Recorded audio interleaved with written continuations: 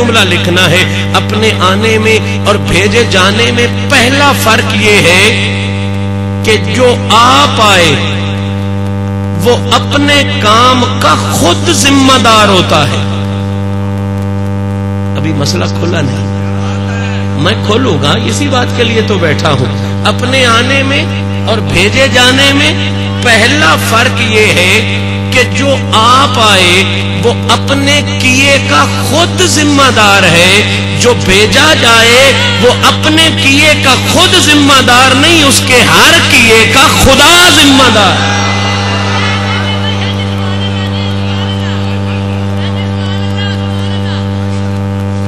بس میری گفتگو شروع ہو گئی.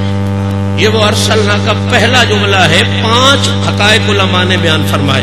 میں پہلا لنگر پیش کر رہا ہوں. ارسلنا قبلہ جو آپ آئے وہ بولے تو اپنے بولنے کا خود ذمہ دار ہے, وہ بات کرے تو اپنی بات کا خود ذمہ دار ہے. کسی کو دیکھے دیکھنے کا, کسی کو ہاتھ پکڑائے ہاتھ پکڑانے کا خود ذمہ دار ہے, کسی کو پیچھے لگا لے پیچھے لگانے کا خود ذمہ دار ہے, کسی سے ملے ملنے کا خود ذمہ دار ہے, کسی سے پیار کرے خود ذمہ دار ہے, کسی کو روڑے مارے. بھئی اصول کی بات ہے, خود آیا ہے نا, اپنے کیے کا خود ذمہ دار ہے. میں یہیں سے آپ کو فکر کے عروج کی طرف لے جانا چاہتا ہوں. جو خود آئے وہ اپنے کیے کا خود ذمہ دار ہے. رب کہتا ہے محمد خود نہیں آیا. بس میرا مسئلہ یہی تو یہیں سے حل. رب کہتا ہے محمد خود نہیں آیا, ایک دفعہ نہیں بار بار کہتا ہے ارسلنا, میں نے بھیجا ہے, ہم نے بھیجا ہے, ہم نے بھیجا ہے. پہلا لنگر دل کی تختی پہ لکھو, رب نے ارسلنا میں پہلا فرق رکھ دیا کہ ساری کائنات اپنے کیے کی خود ذمہ دار ہے. محمد کی ذات وہ ذات ہے, وہ جو بھی کرتا ہے اس کے ہر کام کا خدا ذمہ دار.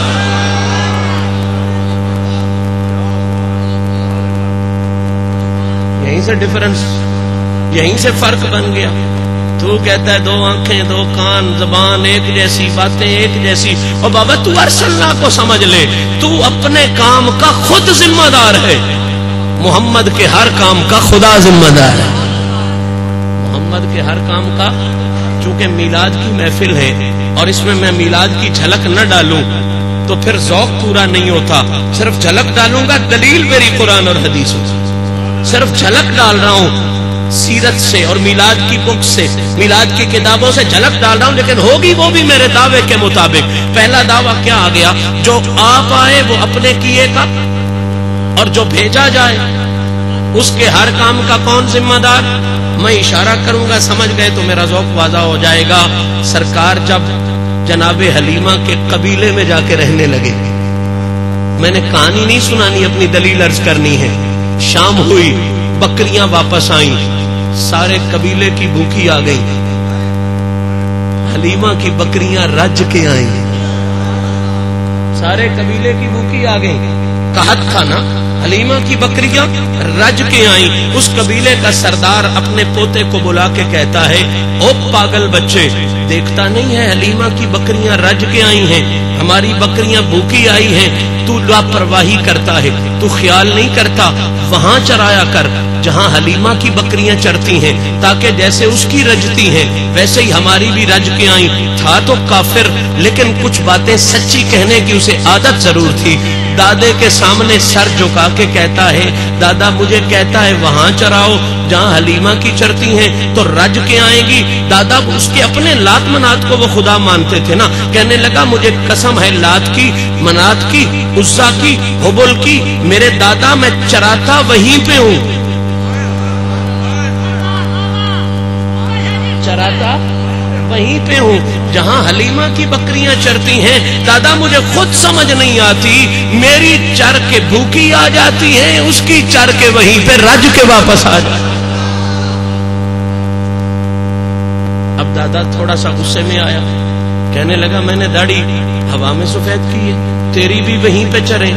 हलीमा की भी वहीं पे चरें, फिर हमारी भूखी क्यों आए, उसकी सैर होके क्यों आए? हाँ एक फर्क हो सकता है। दादा वो कौन सा?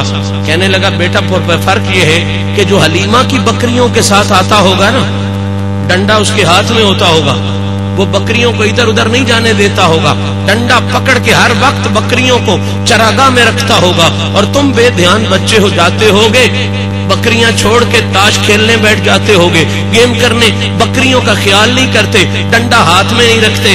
अगर आपका जहन पूरी तरह जाग रहा हो तो मैं एक जुमला नजर करूं। दादे ने ये सादगी से जुमला कहा कि हलीमा की बकरियों के साथ जो आता है, डंडा वो हाथ में रखता होगा, बकरियों को हर वक्त पाबंद करके रखता होगा चरागाह में, इसलिए रज के आती हैं। तुम डंडा फेंक के अलहदा खेलने लगते हो, इसलिए तुम्हारी भूखी आ जाती है। अब पोते ने सर भी झुकाया, लफ्ज मेरी तरफ, तवज्जो मेरी तरफ, पोते ने सर भी झुकाया, आंखों से आंसू भी बहाया, घबरा के दादे को कहता है दादा मर्जी तूने अपनी करनी है, बात रह गई डंडे की तो मुझे कसम है अपने खुदाओं की, जो हलीमा की बकरियों के साथ आता है उसने डंडा कभी पकड़ा ही नहीं।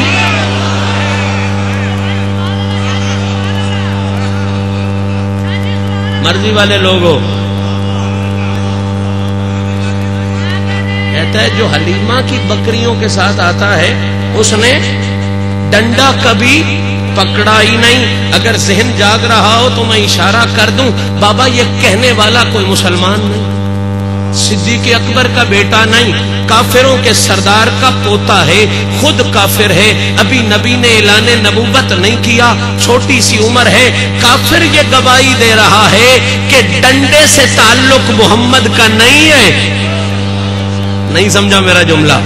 आज इस्लाम को डंडे का मजहब कहते हैं ना, दहशत गर्दी का मजहब कहते हैं। काफिरों ने गवाही दी कि ये डंडे के साथ शिकार नहीं करता, अपने खूबसूरत किरदार से शिकार किया करता।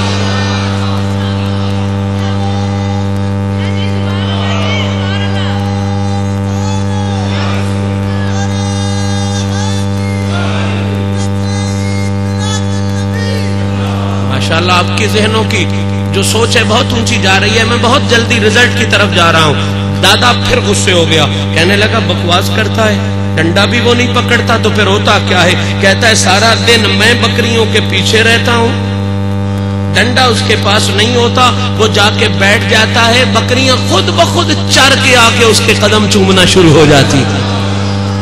अब जो मकाम है वो इससे अगले लफ्ज में है। दादा कहता है तू बकवास करता है, कल मैं तेरे साथ जाऊंगा, मैं खुद देखूंगा, बच्चरें भी वहीं, डंडा भी तुम्हारे हाथ में हो, फिर उसकी रज के क्यों आए, हमारी भूखी क्यों आए? तमाम सीरतदानों ने लिखा, हर खतीब अदीब नकीब नात खान आपको सुनाता जरूर है, लेकिन इसमें जो राज है वो मैं आज आपकी खिदमत में अर्ज करने वाला हूँ। साहिबान ज़ीवकार, दादा गया, पोता उसके साथ गया, चरागाह में पहुंचे, हलीमा की बकरियां पहुंची। पूरी तवज्जो मेरे लफ्जों की तरफ, एक लफ्ज आया कर दिया आप मफहूम नहीं समझ सकेंगे। हलीमा की बकरियां गईं चरागाह में। अब दादा खुद आंखों से देख रहा है कि जो ही हलीमा की बकरी ने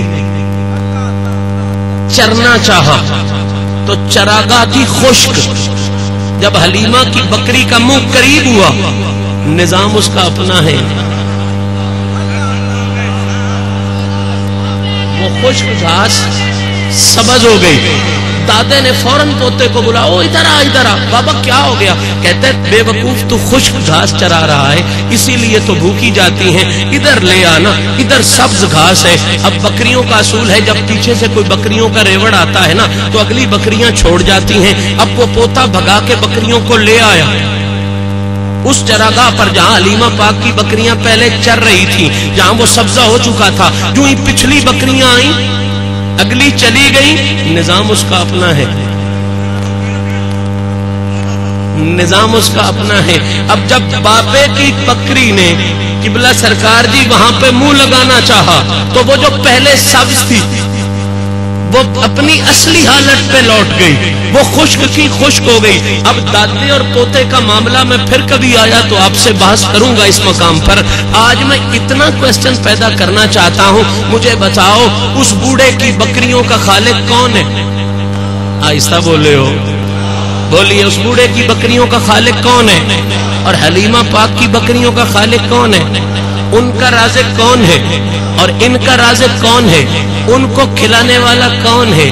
ان کو کھلانے والا کون ہے؟ کبھی آپ نے یہ نعتوں میں، منقبتوں میں، شعروں میں سنتے تو ہو، کبھی سوچا بھئی یہ فرق پڑا کیوں، یہ مسئلہ بنا کیوں؟ یا اللہ ان بکریوں کا خالق بھی تو، ان بکریوں کا خالق بھی تو، ان بکریوں کا رازق بھی تو، ان بکریوں کا رازق بھی تو، یہ فرق کیوں ڈال دیا؟ رازق تو ہے، اس کے لیے خشک کو بھی سبز کر دیا.